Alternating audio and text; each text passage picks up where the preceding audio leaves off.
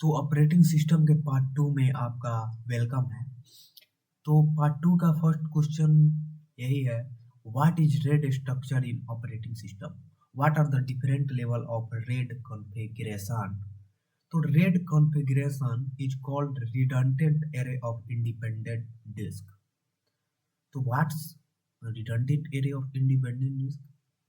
It is a method used to store data of multiple hard disks, therefore is considered as a data storage virtualization technology that combine multiple hard disks. It simply balances data protection, system performance, storage space, etc. It is used to improve the overall performance and reliability of data storage, and it also increase the storage capacity of the system, and its main purpose is to achieve data redundancy to reduce data loss. तो red structure जो है, इसका main purpose यही होता है कि data redundancy को हम अचीव करें और डाटा लॉस को हम कम करें। इसका 6 लेवल है जिससे हम डाटा लॉस को कम कर सकते हैं। पहला लेवल जो है लेवल 0, जिसमें नॉन रिडंडेंट स्ट्रिपिंग होता है। लेवल 1 जो है मिररिंग एंड डुप्लेक्सिंग के लिए यूज होता है। लेवल 2 जो है memory style error and correcting code का काम करता है। लेवल 3 जो है बिट इंटरलेबल पार्टी जो है।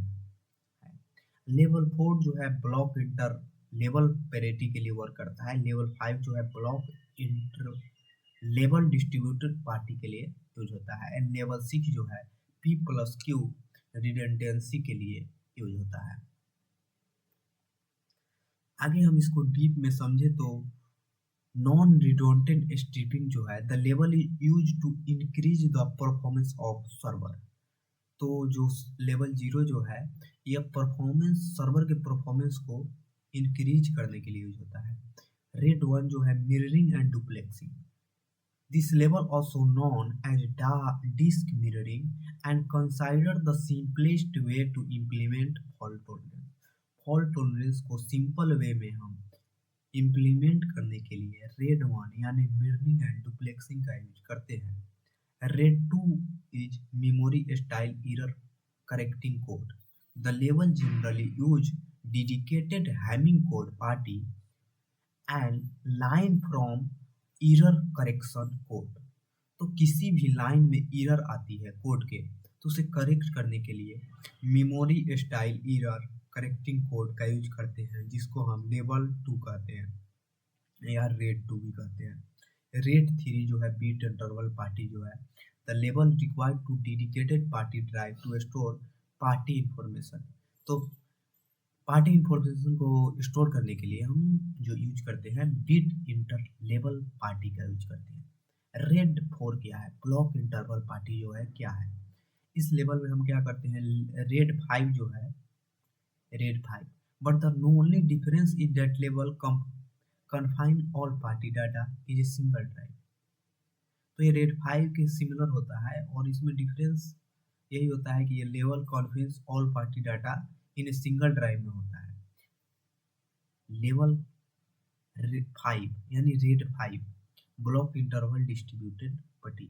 The level provide for better performance the disk mirroring and fault tolerance.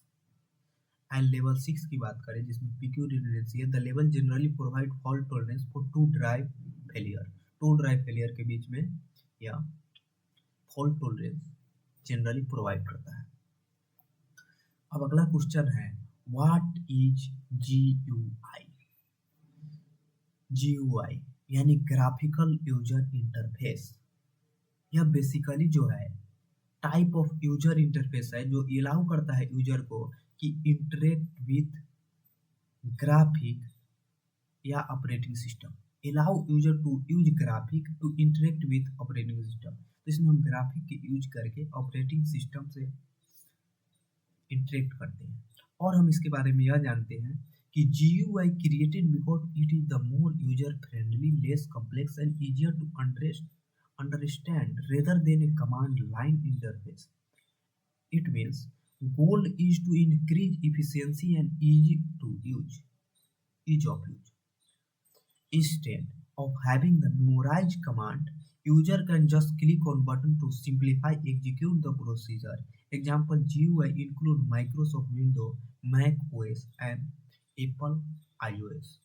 तो जो हम अपने लैपटॉप को ऑन करते हैं तो हमारे पास सबसे पहले जो विंडो का GUI आता है उसी को GUI कहते हैं। जो विंडो का जो हमें सबसे पहले जो ऑन होने के बाद जो हम हमारे पास डिस्प्ले आता है जो शो करता है विंडो उस पर एप्लीकेशन शो करता है तो यह है इसी को कहते हैं ग्राफिकल यूजर इंटरफेस। यह काफी इंपॉर्टेंट क्वेश्चन है, what is pipe and when it use. तो pipe is generally connection among two or more processes that are interrelated to each other. It is a mechanism that is used to inter-process communication using message passing. तो message passing के लिए pipe का use करते हैं and easily send information such as the output of the program process to another program process using pipe. Pipe के जरिए हम easily जो है इन प्रोसेस इंफॉर्मेशन को शेयर करते हैं। It is use with to process want to communicate one way and inter process communication। तो inter process communication में जो होता है हम इसका यूज करके टू प्रोसेस के बीच में कम्युनिकेट कर सकते हैं एक ही रास्ते से। They are different kind of operating, they are possible to semaphore, wait and signal. तो they are basically two atomic operation are possible in semaphore, wait and signal. Question 8 कहता है what is the bootstrap program in operating system. तो bootstrap program की बात करें तो it is generally a program that initialise operating system during startup first code that is execute whenever computer system startup. OS is loaded through a bootstrapping process or program commonly known as boosting overall operating system only depend on the bootstrap program to perform and work correctly. It is fully stored in boot block a fixed location on the disk. It also locate the kernel and load it into the main memory, after which the program start its execution. So it is also locate the kernel and load it into the main memory, then after which the program started execution. तो ये generally programme जो होता है initialise operating system starting जब operating system को करता है तब ये इनिशियलाइज होता है। First code that execute when your computer system started. तो पहले कोड एग्जीक्यूट होता है उसके बाद कंप्यूटर सिस्टम जो है वो स्टार्ट होता है। हम नीचे देखते हैं ऑपरेटिंग सिस्टम को। ROM bootstrap program and operating system से जुड़ा हुआ है। बूटस्ट्रैप प्रोग्राम जो होता है ऑपरेटिंग सिस्टम को रीड करता है और लोड करता है ऑपरेटिंग सिस्टम को और उसके बाद ऑपरेटिंग सिस्टम जो है स्टार्ट हो जाता है। अब हमारा रैम जो ऑपरेटिंग सिस्टम से जुड़ा हुआ है और मेन मेमोरी है। तो स्टार्ट जो ऑपरेटिंग सिस्टम है स्टार्ट डिवाइस ड्राइवर करता है और डिवाइस जो होता है स्टार्ट हो जाता है। तो इस तरह बूटस्ट्रैप प्रोग्राम जो है कंप्यूटर को स्टार्ट करने में वर्क करता है। एक्सप्लेन डिमांड पैगिंग, यह क्वेश्चन भी काफी इंपॉर्टेंट है। Demand paging is a method that load page into memory on demand. Demand paging जो होता है एक मेथड है जो पेज को लोड करता है मेमोरी के डिमांड पर।